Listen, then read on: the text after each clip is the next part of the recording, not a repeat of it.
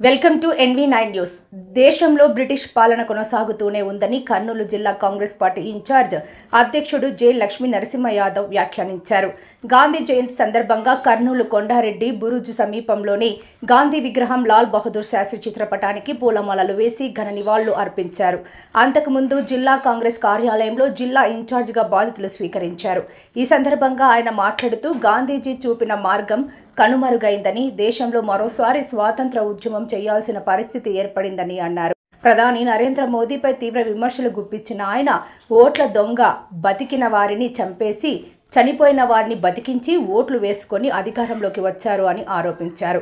రాహుల్ గాంధీ చెప్పినట్లుగానే దేశ ప్రజలపై బ్రిటిష్ కాలంలో కంటే ఎక్కువ పన్నులు విధించారని, 10 ఏళ్లుగా ప్రజల రక్తాన్ని పీల్చి ఇప్పుడు GST తగ్గించామంటూ బుల్లి మాటలు చెబుతున్నారని విమర్శించారు.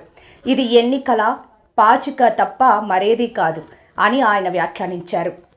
జోహార్ జోహార్ గాంధీజీ, జోహార్ జోహార్ జోహార్ గాంధీజీ, జోహార్ జోహార్ జోహార్ గాంధీజీ, జోహార్ జోహార్ జోహార్ గాంధీజీ.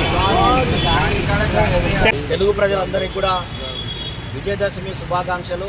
ముఖ్యంగా కర్నూలు నంద్యాల పార్లమెంటు ప్రజలకు and print and electronic media సోదరులకు, మిత్రులకు అందరికీ కూడా పేరు పేరున విజయదశమి శుభాకాంక్షలు తెలియజేస్తుంది.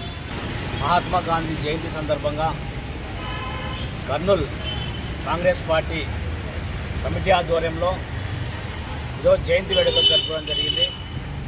మహాత్మా గాంధీ స్వాతంత్రం కోసం ఏ విధంగా పోరాటం చేశాడో ఈరోజు ప్రస్తుతం ఉన్నటువంటి బీజేపీ ప్రభుత్వంలో అదేవిధంగా బ్రిటిష్ పాలన కొనసాగుతుంది. కాబట్టి శాంతి మార్గంలో గాంధీ మహాత్ముని యొక్క ఆశయాలను మనం పుణికిపుంచుకొని మరో స్వాతంత్ర పోరాటం చేయాల్సిన పరిస్థితి భారతదేశంలో ఏర్పడింది.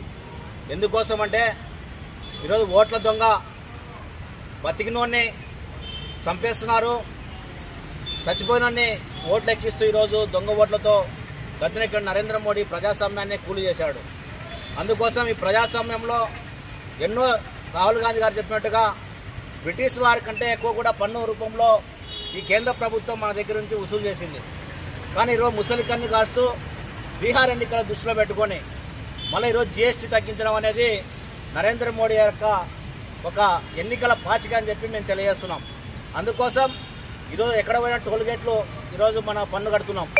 ప్రతిదానికి కూడా ఉప్పు కొన్నా పప్పు కొన్నా ఈరోజు మన బ్రిటిష్ పాలనలో ఏ విధంగా అయితే మనం పన్ను కడుతున్నామో అంతకంటే ఈ భారతదేశం నరేంద్ర మోడీ పరిపాలనలో అంతకంటే ఎక్కువ పన్ను వసూలు చేస్తున్నాడు అని మన రాహుల్ గాంధీ గారు ఎన్నో పోరాటాలు చేస్తే ఇప్పుడు GST తగ్గించి పేద ప్రజలకు పండగగా మేము కానుక ఇచ్చామని చెప్పి చెప్తున్నారు.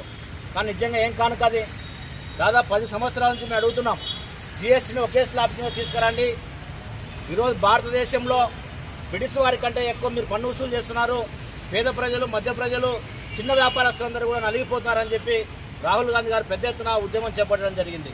కానీ ఈరోజు రాహుల్ గాంధీ గారికి దేశ ప్రజలందరూ కృతజ్ఞత తెలియజేస్తున్నారు. ఆయన పోరాట ఫలితం వల్లనే ఈరోజు GST తగ్గించి ఒకే స్లాబ్ తీసుకురావడంతో పేద ప్రజలందరూ కూడా ఈరోజు వాళ్ళ కళ్ళల్లో ఆనందం చూస్తున్నాం. ఇది కూడా కాంగ్రెస్ పార్టీ యొక్క పోరాటమే. అందుకోసమే మహాత్మా గాంధీ యొక్క పోరాట పటిమతో శాంతియుత మార్గంలో 2029 ఎన్నికల కల్లా ప్రజలను చైతన్యవంతం చేస్తూ, ఎందుకంటే ఈరోజు ఎన్నో కేసులు పెడుతున్నారు. ఈరోజు ఎంతోమంది మీద ఎవరైనా మాట్లాడారంటే నరేంద్ర మోడీ మీద ఈరోజు దేశద్రోహ కేసులు పెడుతున్నారు, దేశ వ్యతిరేకంగా మాట్లాడుతున్నారు. దేశం కోసం అంటే ఏంది? ఈ దేశంలో కులాలకు మతాలకు అతీతంగా ప్రేమించేవాడే ఈ దేశంలో దేశభక్తిని, దేశాన్ని ప్రేమిస్తాడు. కానీ ఈరోజు మతాల మధ్య, కులాల మధ్య చిచ్చు పెట్టి ఈ భారతదేశంలో సర్వమత సమ్మేళనం అని చెప్పి ఈరోజు మనం జీవిస్తున్నాం.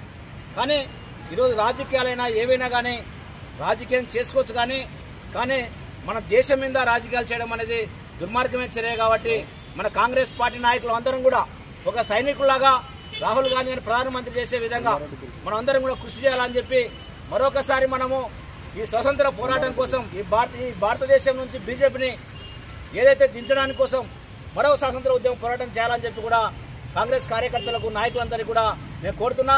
మహాత్మా గాంధీ యొక్క ఆశయాలని మనం అందరం కూడా గుర్తు చేసుకుంటూ ఆయన శాంతి మార్గంలో మనం నడుచుకుంటూ మన ఈ భారతదేశంలో కాంగ్రెస్ పార్టీ తిరిగి అధికారం చేపడితేనే ప్రతి పేదవానికి సంక్షేమ పథకాలు అంతాయని చెప్పి కూడా తెలియజేస్తూ సెలవు తీసుకుంటున్నాం.